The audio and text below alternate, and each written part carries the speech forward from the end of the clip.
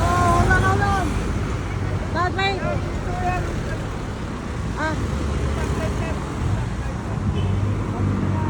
Yan, ihatid na sila sa school. Yan ang scenario dyan everyday.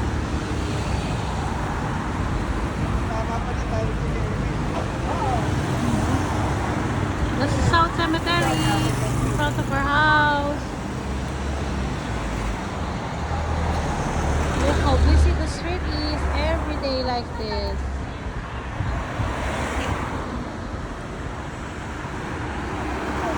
Ay, hindi. Katapusan pa si Eddie. Ikaw sa Biyernes eh.